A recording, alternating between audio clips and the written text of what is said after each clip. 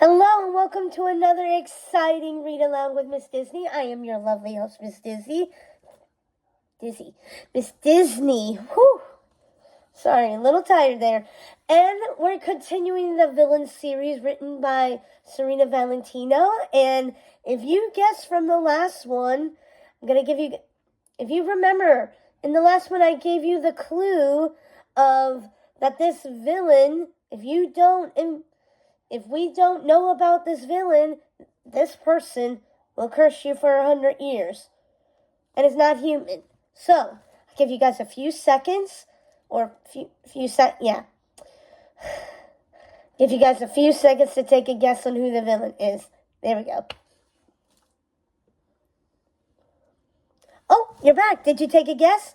Well, if you guessed Maleficent, ding ding, you are correct.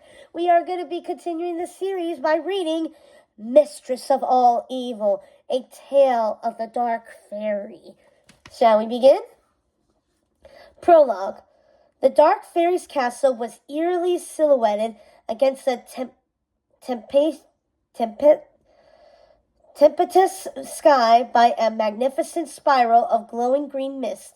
Suddenly, a brilliant burst of green light shot up from the highest tower, warning every nearby creature that Maleficent was in a terrible rage. Her goons shuddered as the castle shook violently with the power of her anger, sending her beloved murder of crows into flight. For nearly 16 years, her creatures had been searching for the Princess Aurora, but it had all been in vain. Now the girl was home in King Stefan's castle for her 16th birthday, ready to take her place at the royal court. Maleficent paced back and forth in her private chamber. She hadn't been able to reach the Odd Sisters by raven or crow. Why didn't they listen to me? She uttered furiously. They should never have trusted Ursula. Maleficent needed the sisters now more than ever, and she feared they were lost to her. She went to the enchanted mirror hanging on her wall. The three sisters had given it to her many years before. "Show me Lucinda. Show me Ruby. Show me Martha," she commanded. The mirror's surface swirled with a glowing violet light.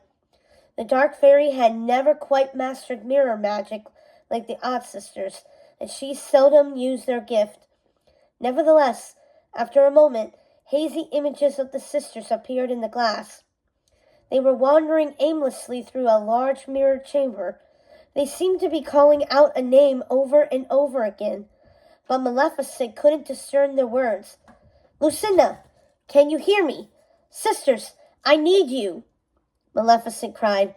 For a moment she thought that the sisters had heard her, because they abruptly stopped their ceaseless wandering.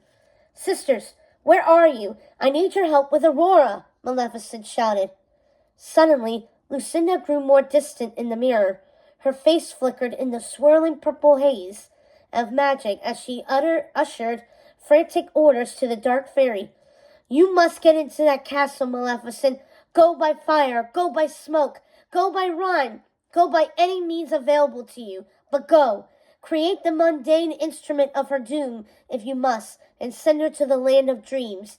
We will be waiting for her. But you must find a way to make sure she never wakes. Our powers are not the same in this place. It's all up to you. Now go." And then, as quickly as she had appeared, Lucinda was gone. Maleficent only saw her own green face reflected in the mirror's surface. No matter how many times Maleficent called for Lucinda and her sisters, she couldn't summon them again. She smashed the mirror into tiny pieces with her staff, angrier than ever with the Odd Sisters for their foolishness. Maleficent turned to her beloved pet raven, Diablo, who was perched on her shoulder. "It seems the Odd Sisters are lost in the land of dreams. I told them something like this would happen if they helped Ursula. They didn't listen, the fools." Maleficent tightened her grip on her staff. The green sphere on the end began to glow. "I will use fire, smoke, and rhyme. Those meddlesome fairies thought they could keep their darling Rose hidden from me. They thought they could keep her safe. But I know the king and queen have their precious princess within their castle at this very moment. Maleficent stormed to her fireplace. I shall use fire, she cried as she slammed her staff soundly on the stone floor. Her castle rumbled as a large blaze appeared in her fireplace, followed by a matching fire in Princess Aurora's chamber. Through the flames, Maleficent could see Aurora crying. Poor dear.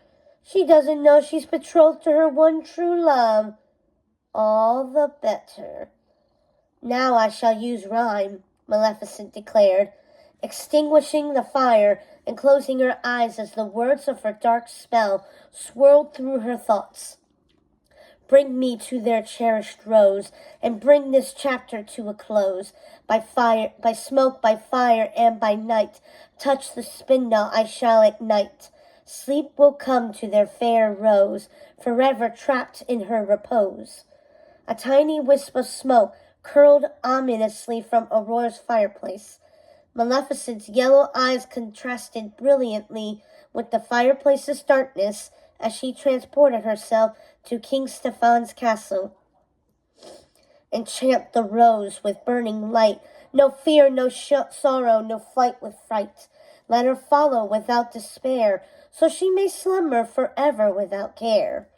An odious green orb appeared in the princess's room, casting an unearthly green glow on the girl's pale face as she rose from her vanity. The luminescent sphere danced before her eyes, bewitching her to follow it through an enchanted passageway Maleficent had conjured in the fireplace. The spellbound princess followed the orb up a cold, dark stairway with an archway that eerily resembled a tombstone. Maleficent heard the troublesome good fairies calling the rose's name. With a flick of her hand, she closed off the passageway, leaving the good fairies behind. Higher and higher Aurora climbed, until she reached the tallest tower in the castle. The dark fairy transformed the malignant glowing ball into a spinning wheel. At last, her curse would be complete. As the wheel spins, so does time, unstoppable and divine. Weaving my spell of endless sleep, in dreamscape she shall keep. The princess reached for the spindle, but hesitated. A force within her seemed to be struggling against Maleficent's evil spell. Touch the spindle. Touch it, I say, Maleficent commanded. Her dark magic prevailed over the poor princess, who reached out and lightly touched the spindle's point. The sharp needle pierced her skin, sending a sickening feeling through her entire body. She felt all the life draining from her as her world went black. The princess fell to the floor at Maleficent's feet, hidden beneath the dark fairy's long robes. At that moment, the three good fairies burst into the room, their little faces filled with fear and worry. Maleficent smirked at the trio. You poor, simple fools, thinking you could defeat me, the Mistress of All Evil. Finally, she had the Princess Aurora. After all those years, her curse had put their beloved princess to sleep, just as she decreed.